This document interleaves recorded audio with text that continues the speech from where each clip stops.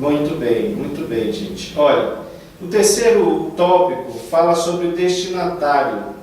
Aí ele diz assim: um anjo numa igreja, numa cidade infernal. Não era nada fácil ao anjo de Pérgamo habitar nesta cidade. Novamente ele faz essa comparação, né, do crente da igreja habitando no lugar onde é o trono de Satanás. O que o senhor tem a dizer? Inclusive é aqui que fala sobre a questão do paganismo. Exatamente. Né? Olha, diz aqui lá no finalzinho desse tópico: o paganismo não ficou restrito a Pérgamo.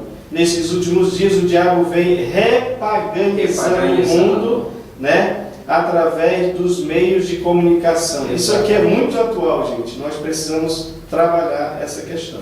Inclusive, quando nós tratamos dos aspectos legais, é sabido já dos irmãos toda a dificuldade que nós iremos vivenciar daqui a alguns anos, baseado nos projetos de lei que estão em tramitação no Congresso. Isso. Hoje, graças a Deus, a gente vive um período de liberdade para que o nome do Senhor seja apregoado em todo e qualquer espaço, mas vem aí tempos de perseguição, como nós então estamos vendo, e no capítulo anterior, quando nós tratamos da igreja perseguida, nós falamos isso no DIP, para que nós tivéssemos condições pelo menos de nos mobilizar conscientes dessa necessidade da igreja de clamar por aqueles que estão no campo missionário fazendo a vontade do Senhor e que de alguma forma são encontrados martirizados pelas influências desses assuntos de batalha espiritual que nós vemos acontecer em todo o nosso dia a dia. Agora, relacionado a essa questão do testemunho desse anjo da igreja em Pérgamo, não é restrito à antiguidade e nem àquela localidade.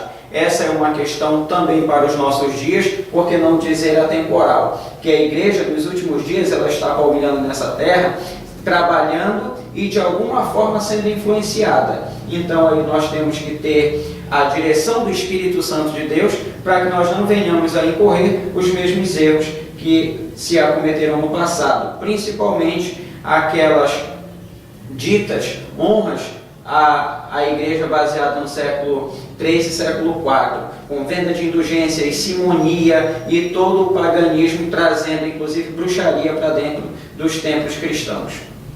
É verdade. Inclusive sobre essa questão ainda do paganismo, né, que diz que o diabo vem repaganizando o mundo através dos meios de comunicação. Eu queria que o senhor pudesse dar um exemplo. Será que, por exemplo, os filmes que nós vemos aí hoje não tem muito essa temática? Filmes sobre vampirismo, filmes sobre demonologia, de repente essas coisas se tornaram até normais. Por exemplo, quando você vê um caso de Harry Potter, né, Crepúsculo, essas sagas aí que tem, digamos, como diz um pastor, enfeitiçado uma cultura. Isso. Nós não podemos dizer que isto é essa repaganização? Podemos até dizer, inclusive, daquilo que mais nós tememos, que é o aspecto educacional. Toda a Europa hoje vive uma crise de identidade cristã por conta de que impediu a pregação e o manusear da própria palavra nos seus institutos. A própria escola ela já não permite mais que isso seja feito. Nos Estados Unidos, em boa parte da América, nós vamos verificar também que isso aconteceu. Hoje nós vemos alguns desastres, algumas tragédias acontecendo nesses lugares por conta de que houve um prejuízo em função desse asseveramento da cultura secular em detrimento da própria palavra de Deus. Aqui no Brasil, essas coisas elas estão acontecendo. É claro que não numa velocidade como aconteceu aí, por exemplo, na Inglaterra, onde os ônibus estão estampando campanha de ateísmo.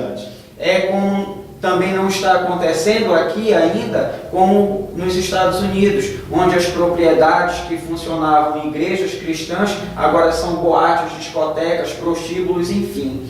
Mas nós devemos ter um cuidado muito grande por conta de que nós não podemos falar de uma outra forma. Nós temos liberdade, temos para pregar a palavra do Senhor, mas os ambientes eles passam a ser cada vez mais restritos a essa pregação e, dado os projetos que estão em tramitação, pode inclusive cercear o direito, por exemplo, do crente que hoje tente pregar a palavra do Senhor numa praça pública, de não fazê-lo mais.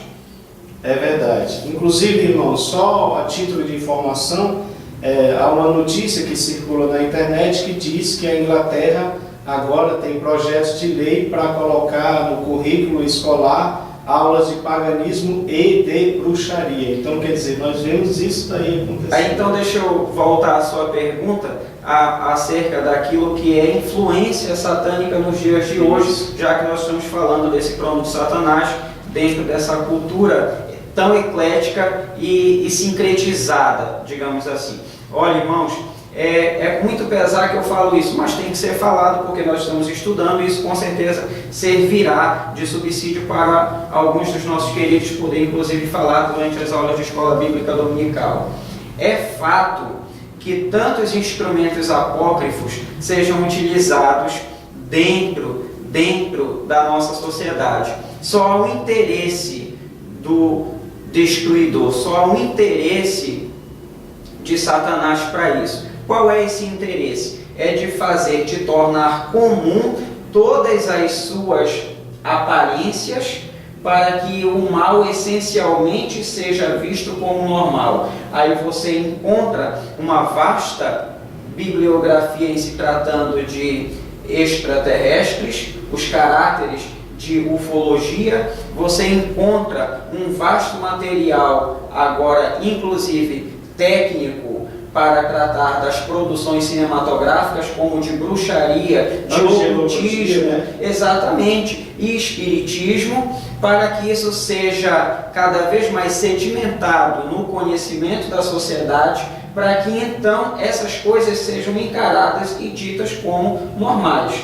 Há um provérbio que está sendo assim muito trabalhado, que é a questão do provérbio 3,6 de Salomão: reconhece o Senhor teu Deus e Ele mesmo endireitará as tuas veredas. É um provérbio que eu trago comigo para que sempre esteja me lembrando desse poder de Deus em relação a esse tipo de chamado, do reconhecimento.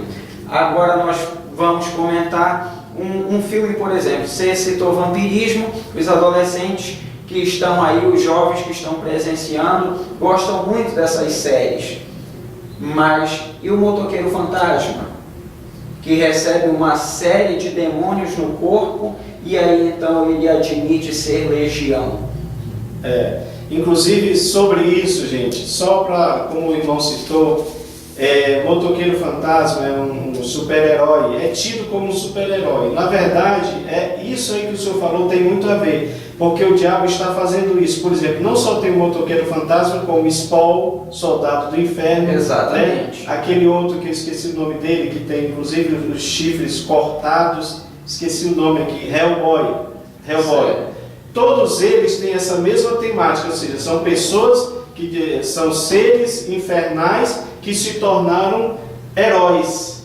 Mas como pode desejosos, inclusive.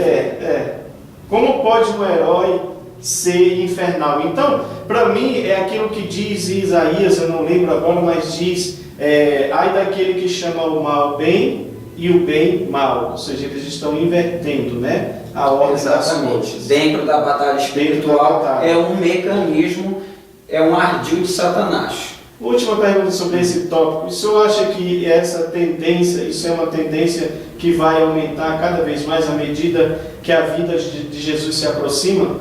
Com certeza, até porque nós estamos vendo um investimento muito alto da indústria do entretenimento, que aí não é só a questão do filme, não é só a novela, não é só o desenho, mas é a moda, é a política, é a educação, a cultura são em geral, todos os fatores que vão simbolizar essa relação do homem com a sociedade, que vai ser chamado cultura.